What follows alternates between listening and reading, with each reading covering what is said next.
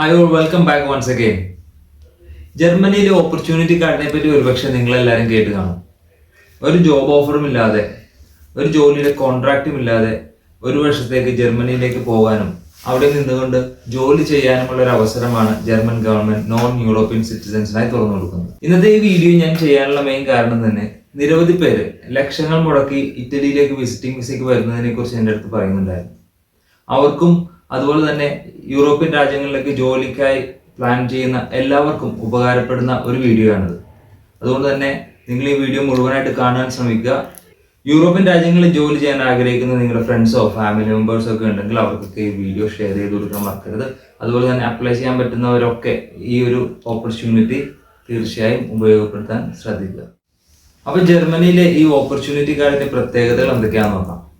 ഞാൻ നേരത്തെ പറഞ്ഞതുപോലെ തന്നെ ഒരു ജോബ് ഓഫറും ഇല്ലാതെ, ഒരു ജോലിയുടെ കോൺട്രാക്റ്റും ഇല്ലാതെ ജർമ്മനിയിലേക്ക് വരാനും ഒരു വർഷക്കാലം ജർമ്മനിയിൽ നിന്നുകൊണ്ട് ജോലി ചെയ്യാൻ അനുവദിക്കുന്ന ഒരു വർക്ക് പെർമിറ്റ് ആണ് ഈ ഓപ്പർച്യൂണിറ്റി കാർഡ് എന്ന് പറയുന്നത്.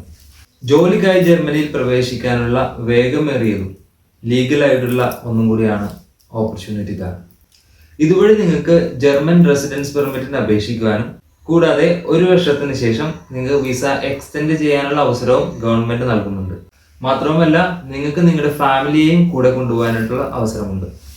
അടുത്തതായി നമുക്ക് ഈ ഓപ്പർച്യൂണിറ്റി കാർഡിന്റെ എലിജിബിലിറ്റി ക്രൈറ്റീരിയ എന്തൊക്കെയാണെന്ന് നോക്കാം. ആദ്യത്തെ ക്രൈറ്റീരിയ ലാംഗ്വേജ് ആണ്. ജർമ്മൻ ലാംഗ്വേജ് ആണെങ്കിൽ ലെവൽ A1 ഇംഗ്ലീഷ് ലാംഗ്വേജ് ആണെങ്കിൽ ലെവൽ B2 ആണ് അവർ ഡിമാൻഡ് ചെയ്യുന്നത്. രണ്ടാമത്തെ പോയിന്റ് എന്ന് പറഞ്ഞിട്ടുണ്ടെങ്കിൽ മിനിമം 2 വർഷത്തെയെങ്കിലും വൊക്കേഷണൽ ട്രെയിനിങ് കിട്ടിയവരും അതുപോലെ തന്നെ അതിന്റെ എക്സ്പീരിയൻസ് ഉള്ളവരും ആയിരിക്കണം. അടുത്ത ക്രൈറ്റീരിയ എന്ന് പറയുന്നത് നമ്മുടെ പ്രായമാണ്. 40 വയസ്സിൽ താഴെയാണെന്നുണ്ടെങ്കിൽ നമുക്ക് അതിന്റെ അഡ്വാൻറ്റേജസ് ഉണ്ടാകും. അവസാനത്തേതും അതുപോലെ തന്നെ ഇമ്പോർട്ടൻ്റ് ആയിട്ടുള്ള ഒരു പോയിന്റ് ആണ്, നമ്മുടെ ഒരു വർഷത്തെ സ്റ്റേക്ക് ആവശ്യമായിട്ടുള്ള ഫണ്ട് നമ്മുടെ അക്കൗണ്ടിൽ കാണിക്കണം എന്നുള്ളത്. അഥവാ നമുക്ക് കാണിക്കാൻ പറ്റാത്ത ഒരു സാഹചര്യത്തിലാണെന്നുണ്ടെങ്കിൽ നമുക്ക് വേറൊരു ഓപ്ഷൻ കൂടി അവർ പറയുന്നുണ്ട്. 20 hours a week നമുക്ക് വർക്ക് ചെയ്യാനായിട്ട് അവർ അലോട്ട് ചെയ്യുന്നുണ്ട്. അപ്പോൾ നമുക്ക് നാട്ടിൽ നിന്ന് കയറുന്നതിന് മുമ്പ് ഒരു പാർട്ട് ടൈം ജോലി ഒരു കോൺട്രാക്ട് വെച്ച് കിട്ടുകയാണ് എന്നുണ്ടെങ്കിൽ ഈ പറഞ്ഞ ഫണ്ട് നമ്മൾ കാണിക്കേണ്ടതായിട്ട് വരുന്നില്ല. ഈ ഓപ്പർച്യൂണിറ്റി കാർഡിന്റെ എലിജിബിലിറ്റി ക്രൈറ്റീരിയ പോയിന്റ് ബേസ്ഡ് ആണ്. മിനിമം 6 പോയിന്റ് ആണ് ക്വാളിഫൈഡ് ആകാൻ വേണ്ടിയിട്ട് നമുക്ക് ആവശ്യമായി വരുന്നത്.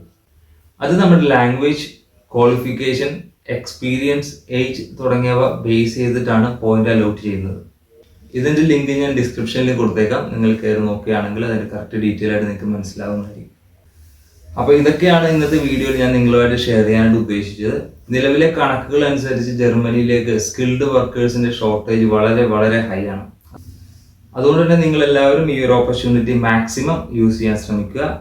അതുപോലെ തന്നെ നിങ്ങളുടെ ഫ്രണ്ട്സോ ഫാമിലി മെമ്പേഴ്സോ ആരെങ്കിലും ഒക്കെ യൂറോപ്യൻ രാജ്യങ്ങളിലേക്ക് ജോലി അന്വേഷിക്കുന്നവരുണ്ടെന്നുണ്ടെങ്കിൽ അവർക്കൊക്കെ ഈ വീഡിയോ ഒന്ന് ഷെയർ ചെയ്ത് കൊടുക്കുക. മാക്സിമം നമ്മളെ സപ്പോർട്ട് ചെയ്യാൻ ശ്രമിക്കുക. അപ്പോൾ മറ്റൊരു വീഡിയോ ആയിട്ട് വീണ്ടും കാണാം. See U.